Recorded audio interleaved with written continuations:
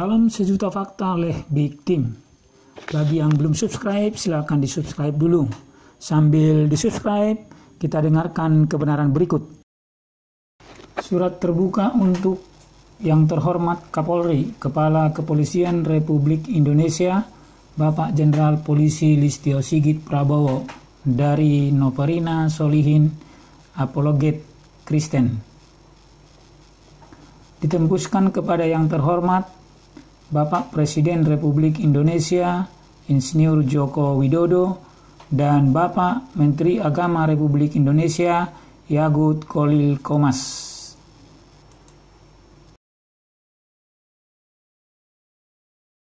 Surat terbuka kepada Kapolri Jenderal Polisi Listio Sigit Prabowo. Bapak Kapolri yang terhormat, berkat kemajuan teknologi komunikasi seperti sekarang ini, sudah membawa kita kepada zaman keterbukaan informasi. Suka atau tidak suka, berbagai informasi tentang apapun bisa kita akses dengan cepat. Secepat jari kita menekan fitur yang kita inginkan, termasuk informasi tentang hal-hal yang berhubungan dengan agama. Bahkan setiap umat tidak merasa tabu lagi untuk membaca kitab umat agama lain, bahkan tidak sungkan-sungkan untuk menyelidikinya. Konsekuensinya adalah munculnya para YouTuber penjual agama dengan tujuan mempromosikan agamanya kepada umat lain, bahwa agamanya adalah yang paling benar dan yang lain salah. Bahkan ada yang tidak segan-segan dengan cara menghujat agama lain dengan harapan agamanya bisa dipercayai dan diakui. Seperti yang dilakukan oleh para ustadz, seperti almarhum Moko Ginta, Ustadz Yahya Waloni, dan lain-lain. Bahwa kita harus menyerang kafir dengan menggunakan kitab mereka sendiri.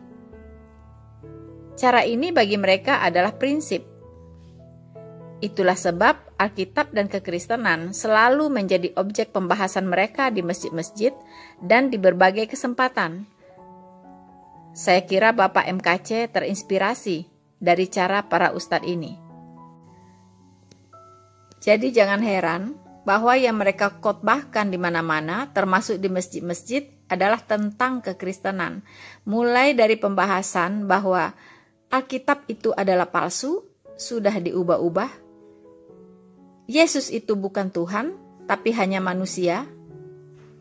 Kristen sesat karena menuhankan manusia. Tuhan orang Kristen itu Tuhan filsafat. Yesus itu seorang Muslim. Yesus menikah, punya anak. Kristen kafir lebih buruk dari binatang. Agama Kristen adalah buatan Paulus. Yesus itu tidak mati dan tidak disalibkan. Jangan pilih pemimpin kafir. Darah kafir halal, bunuh kafir.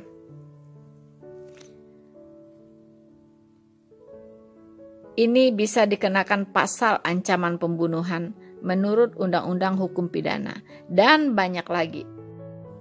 Bapak Kapolri silahkan menjelajahi channel-channel Islami yang tersebar di YouTube. Untuk Bapak ketahui, karena hal inilah, khotbah-khotbah penistaan terhadap agama Kristen yang dilakukan oleh banyak ustadz-ustadz di masjid-masjid yang disebarluaskan oleh channel-channel Islam di YouTube, akhirnya ini menjadi konsumsi publik. Betul, tempat berceramahnya di masjid, di depan jemaahnya. Tetapi khotbah-khotbah mereka direkam dan dipublish secara luas di media elektronik, khususnya YouTube, yang akhirnya menjadi konsumsi publik. Seperti yang dilakukan oleh UAS atau Abdul Somad, bahwa di balik salib ada jin kafir. Begitupun yang dilakukan oleh ustadz-ustadz sejenis seperti Yahya Waloni, yang di setiap ceramahnya penuh dengan penistaan terhadap iman kekristenan. Bahkan bisa dikatakan tiada ceramah tanpa hujatan terhadap agama Kristen dan umat Kristen. Itu sudah menjadi ciri khas Ustadz Yahya Walloni.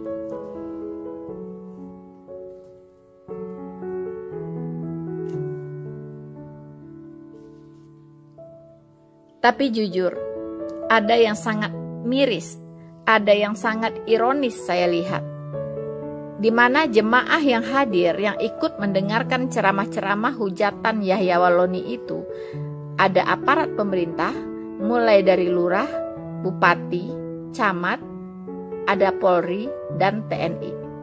Tapi terlihat mereka sangat menikmati ceramah-ceramah penistaan agama tersebut.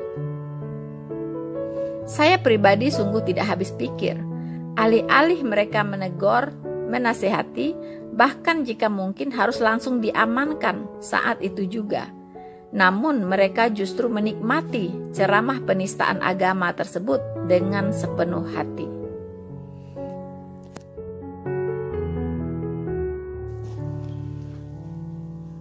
Atas kondisi inilah saya memutuskan untuk menjadi apologet Kristen yang tugasnya adalah khusus untuk mengcounter dan memberikan hak jawab atas berbagai serangan penistaan terhadap agama saya, yaitu agama Kristen, yang dilakukan oleh para ustadz yang berseleweran di YouTube. Tujuan saya adalah untuk memberikan edukasi yang konstruktif dan alkitabiah terhadap apa yang mereka pertentangkan. Dengan demikian bisa meluruskan pemahaman yang salah dari para ustadz tersebut terhadap kekristenan. Sekaligus bisa mengedukasi umat baik Kristen maupun non-Kristen agar tercipta kehidupan beragama yang saling menghargai. Toh ternyata di atas langit masih ada langit. Bapak Kapolri yang terhormat, berbagai media saat ini sedang dihebohkan dengan dilaporkannya Bapak MKC ke Bareskrim dengan tuduhan penistaan agama. Dalam hal ini terhadap agama Islam. Dalam kesempatan ini saya tidak sedang membela Bapak MKC. Tapi saya punya tanggung jawab moral untuk bersuara agar bangsa ini tidak terbelah berkeping-keping. Agar hukum benar-benar ditegakkan secara konsisten, tidak pandang bulu, tidak tumpul kepada mayoritas, tapi tajam kepada minoritas. Ini sungguh merupakan presiden buruk bagi bangsa kita yang majemuk, dan itu akan melukai Undang-Undang Dasar kita dalam pasal 27 ayat 1 yang mengatakan, semua warga negara bersamaan kedudukannya di dalam hukum dan pemerintahan dan wajib menjunjung hukum dan pemerintahan itu dengan tidak ada kecualinya. Saya percaya bahwa Bapak sangat menjunjung tinggi hukum. Maka saya meminta agar penegakan hukum atas laporan tentang Ustadz Yahya Walloni atas kasus penistaan agama yang sudah disampaikan sejak lama oleh Bapak Pendeta Esra Soru yang sampai sekarang belum ada tindak lanjutnya. Jujur, sesungguhnya inilah yang memicu munculnya para Kristuber seperti Bapak MKC dan lain-lain. Karena para penghujat dan penista terhadap agama Kristen semakin banyak dan semakin menjadi-jadi di dunia YouTube dan tidak ada pihak yang menertibkannya. Mereka begitu bebasnya menghujat dan menista agama Kristen. Berdasarkan inilah, mau tidak mau, para apologet Kristen pun harus tampil di mana-mana untuk menangkis berbagai serangan dari para ustadz-ustadz tersebut. Untuk kita ketahui bersama, adapun dasar dari munculnya para apologet Kristen adalah berdasarkan perintah firman Tuhan sebagai berikut.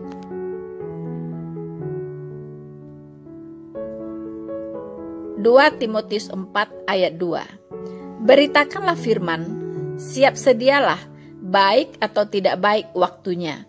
Nyatakanlah apa yang salah, tegurlah dan nasihatilah dengan segala kesabaran dan pengajaran. Sebagai umat Kristen, kami juga diperintahkan Tuhan untuk memberikan pertanggungjawaban iman kami kepada semua orang yang menyerang iman kami.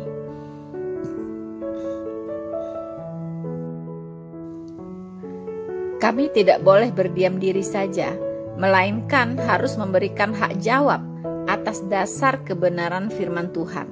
Maka kebenaran harus dinyatakan seperti firman Tuhan berkata, 1 Petrus 3 ayat 15-16. Tetapi kuduskanlah Kristus di dalam hatimu sebagai Tuhan, dan siap sedialah pada segala waktu untuk memberi pertanggungan jawab kepada tiap-tiap orang yang meminta pertanggungan jawab dari kamu tentang pengharapan yang ada padamu, tetapi haruslah dengan lemah lembut dan hormat, dan dengan hati nurani yang murni, supaya mereka yang memfitnah kamu karena hidupmu yang saleh dalam Kristus menjadi malu karena fitnahan mereka itu.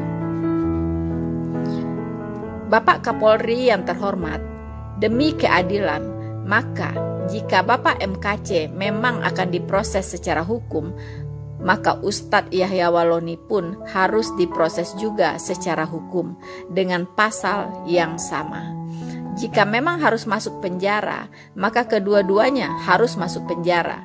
Biarlah mereka berdebat di dalam penjara.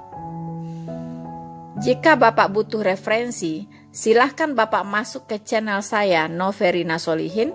Begitu banyak penistaan agama yang dilakukan oleh para ustadz dan ustazah yang sudah saya counter secara alkitabiah dan bisa Bapak jadikan sebagai bahan pertimbangan dalam mengambil kebijakan.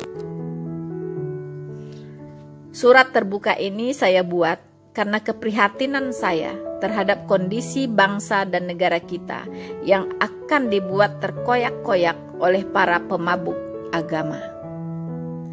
Sebagaimana kita ketahui bahwa Islam dan Kristen adalah sama-sama agama dakwah. Tidak ada masalah dengan itu, tapi dakwah yang harus dilakukan dengan cara yang bermartabat, tanpa harus menista agama lain. Seperti firman Tuhan berkata, Lukas 6 ayat 31. Dan sebagaimana kamu kehendaki supaya orang perbuat kepadamu, perbuatlah juga demikian kepada mereka.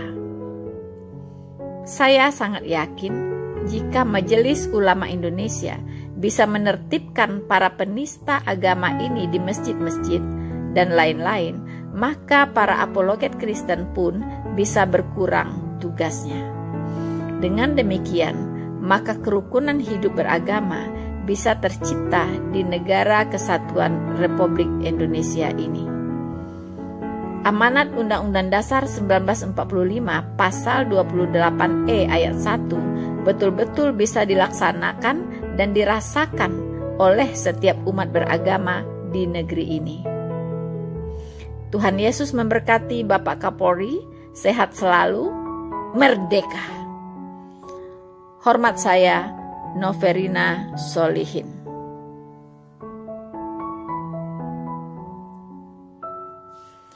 Surat ini saya tembuskan kepada yang terhormat 1. Presiden Republik Indonesia Bapak Insinyur Joko Widodo. 2. Menteri Agama Republik Indonesia Bapak Yakut Khalil Qumas.